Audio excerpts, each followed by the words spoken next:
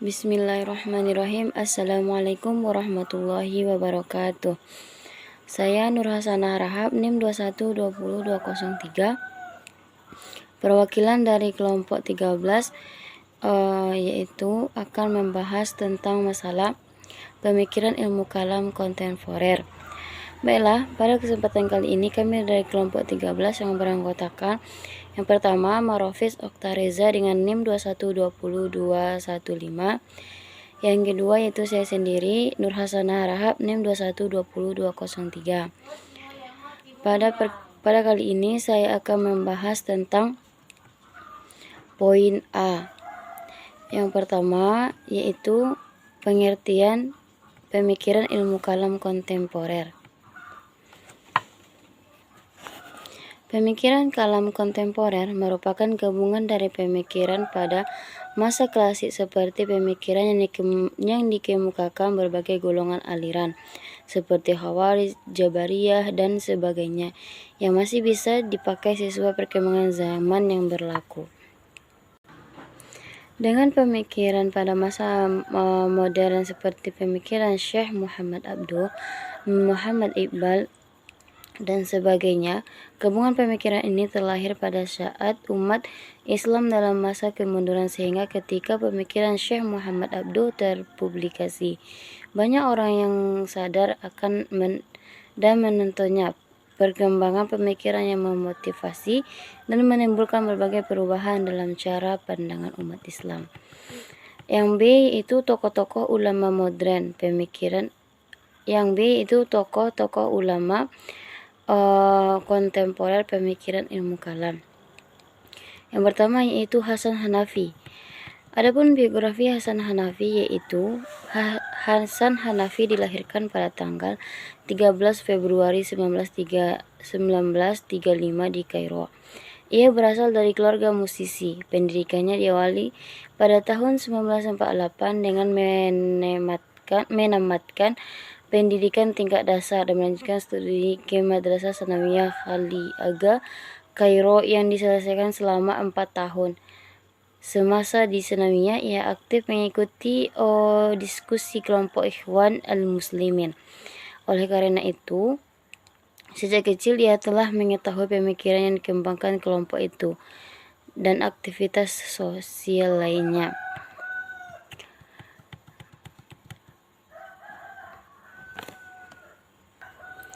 Dari sekian banyak tulisan atau karya Hanafi merupakan salah satu puncak sublimasi pemikirannya semenjak revolusi 1952. Kini, Islam meskipun baru memuat tema-tema pokok dari proyek besar Hanafi. Karya ini telah memformulasikan satu kecenderungan pemikiran yang ideal tentang bagaimana seharusnya sumbangan agama bagi kesejahteraan umat Islam. Yang kedua yaitu Muhammad Imarah. Adapun biografinya yaitu Muhammad Imarah atau kadang diucapkan Muhammad Amarah adalah pemikir Mesir ternama yang mengkonsentrasikan diri dalam kajian historis ajaran dan doktrin Islam, terutama yang berhubungan dengan ketatanegaraan dan politik. Bukunya Al-Islam wa al-Wahdah al-Qaumiyah atau Islam dan Persatuan Nasional yang dicetak 100.000 eksemplar, habis terjual hanya dalam masa 10 hari. Adapun pemikiran Muhammad Imarah yaitu dalam Islam sendiri, menurut Imarah tidak ada satu kelompok pun kecuali Syiah mungkin yang mengklaim dirinya sebagai seorang suci, utusan Tuhan dan maksum dari kesalahan. Padahal Imarah berargumen Nabi saja dalam masalah-masalah keduniaan bisa salah. Dengan kata lain, ia tak maksum. Karena itu, selama masalah kenegaraan adalah masalah ijtihad atau penafsiran manusia dan urusan duniawi, boleh-boleh saja konsep tersebut dipersalahkan. Jika sekelompok muslim masa lalu memilih khalifah sebagai satu alternatif sistem pendidikan yang kemudian menjadi mapan menurut Imarah bukanlah pilihan teologis, Dengan kata lain, masalah itu hanya didorong unsur-unsur kebutuhan mendesak kaum muslimin masa itu yang berbasis teologisnya. Paling kuat cuma penafsiran. Islam tidak pernah menganjurkan teokrasi. Kalaupun bentuk teokrasi itu kemudian terwujud sebagaimana klaim sebagian orang itu hanyalah pengada-ngadaan sejarah. Ini bukan berarti imarah berpendapat adanya pemisahan dalam Islam antara ukhrawi atau masalah akhirat dan yang duniawi atau masalah keduniawian. Tetapi masalah keduniaan itu sangat kompleks. Sementara Islam hanya memberikan panduan-panduan dan garis besarnya saja. Yang ketiga yaitu Ismail Razi Al-Faruqi. Adapun biografinya itu, Ismail Razi Al-Faruqi lahir di Jaffa, Palestina pada tanggal 1 Januari 1921. Pendidikan dasarnya dimulai dari madrasah dan pendidikan menengahnya di Collège des Frères dengan bahasa pengantar Prancis. Kemudian pada tahun 1991 lulus dari American University of Beirut. Islam lalu bekerja untuk Ismail lalu bekerja untuk pemerintah Inggris di Palestina. Pada tahun 1945 dia dipilih sebagai gubernur Galilea, tapi setelah Israel mencamplok Palestina, ia pindah ke Amerika Syarikat pada tahun 1949. Di Amerika, ia melanjutkan pendidikan master dengan bidang filsafat University of Indiana dan University of Harvard. Dia melanjutkan pendidikannya dengan mengambil gelar doktor filsafat di University of India dan Al-Azhar Universitas pada tahun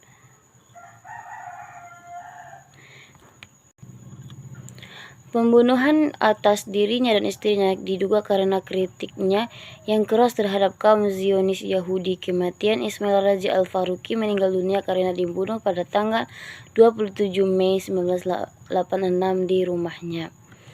Pemikirannya yaitu, pemikiran Al-Faruqi tentang kalam dapat ditelusuri melalui karyanya yang berjudul Tauhid, Its Implication for Thought and Life. Edisi Indonesianya berjudul Tauhid. Sesuai dengan judulnya, buku ini mengupas hakikat tauhid secara mendalam. Al-Faruqi menjelaskan hakikat tauhid sebagai berikut. Yang pertama yaitu tauhid sebagai inti pengalaman agama. Inti pengalaman agama, kata Al-Faruqi, adalah Tuhan. Kalimat syahadat menempati posisi sentral dalam setiap kedudukan, tindakan dan pemikiran setiap muslim. Kehadiran Tuhan mengisi kesadaran muslim dalam setiap waktu. Bagi kaum muslimin, Tuhan benar-benar merupakan obsesi yang agung. Yang kedua itu tauhid sebagai pandangan dunia. Tauhid merupakan pandangan umum tentang realitas kebenaran, dunia, ruang dan waktu, sejarah manusia dan takdir. Yang ketiga yaitu tauhid sebagai intisari Islam. Dapat dipastikan bahwa esensi peradaban Islam adalah Islam sendiri dan esensi Islam adalah tauhid atau pengesaan Tuhan. Yang keempat yaitu tauhid sebagai prinsip sejarah. Yang kelima yaitu tauhid sebagai prinsip pengetahuan. Yang keenam yaitu tauhid sebagai prinsip metafisika. Yang ketujuh yaitu tauhid sebagai prinsip etika. Dan seterusnya yaitu tauhid sebagai prinsip ummah. Baiklah, mungkin itu yang dapat saya sampaikan. Kalau ada kata-kata yang salah mohon dimaafkan. Saya akhiri dengan wabillahi taufiq wal hidayah. Wassalamualaikum warahmatullahi wabarakatuh. Assalamualaikum warahmatullahi wabarakatuh. Alhamdulillahi rabbil alamin, wabihi nasta'in ala umurid dunya waddin. Amma ba'du. Bersyukur kita kepada Allah dengan mengucap Alhamdulillahi rabbil alamin, dan bersolawat kepada baginda Nabi Muhammad sallallahu alaihi wasallam dengan mengucapkan Allahumma salli ala Muhammad wa ala ali Muhammad. Perkenalkan, nama Ananda Marofis Oktareza, NIM 2120215, dari kelompok 13 akan menyampaikan hasil makalah kami, dan saya akan membacakan atau menyampaikan bagian nomor 2, bagian nomor 3 dan 4, yaitu pemikiran Syekh Muhammad Naukil Al-Attas. Pada metafisika Islam, Al-Attas menyatakan metafisika Islam adalah tasawuf filosofis, merupakan sistem yang merangka hakikat realitas yang sebenarnya melalui penggabungan akal dan pengalaman dengan tingkatan-tingkatan yang lebih tinggi.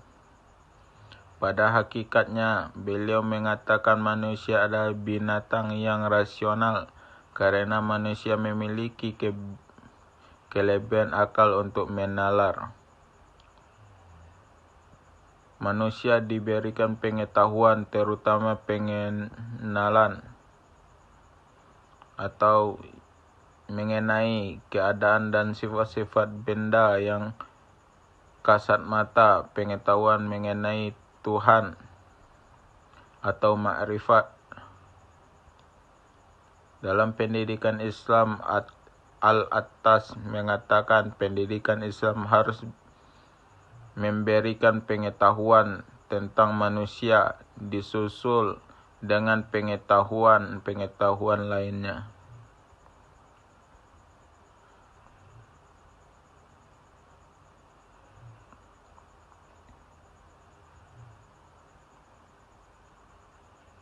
Jika tahu jati diri, maka selalu ingat dan sadar serta mampu memposisikan dirinya baik di mata sesama makhluk maupun terhadap Allah Subhanahu wa taala.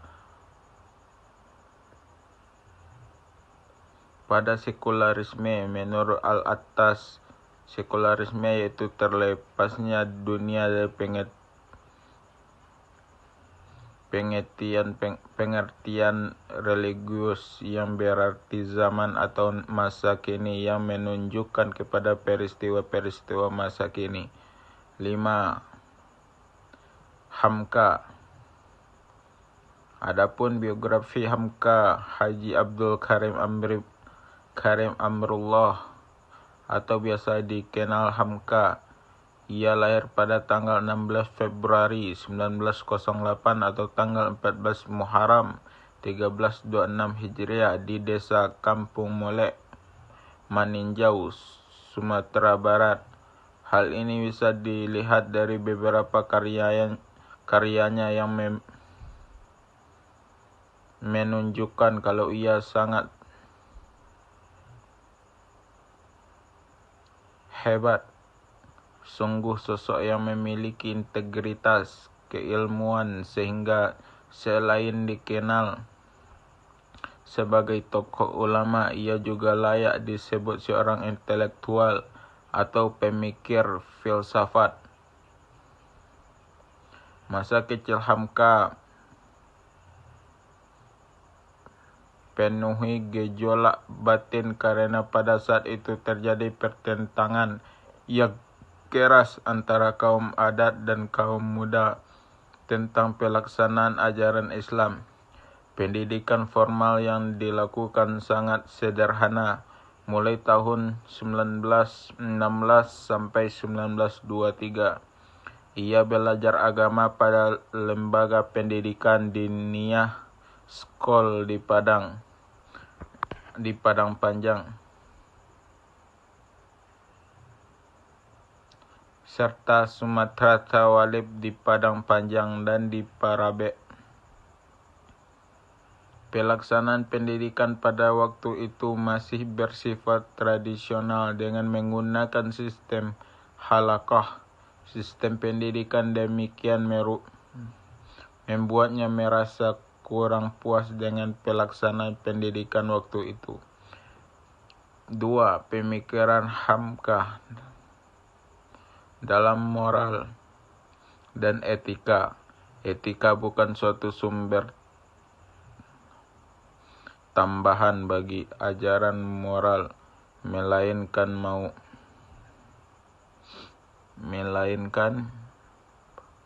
meumpamakan filsafat atau pemikiran kritis mendasar tentang ajaran-ajaran dan pandangan moral. Etika adalah sebuah ilmu, bukan sebuah ajaran. Jadi etika di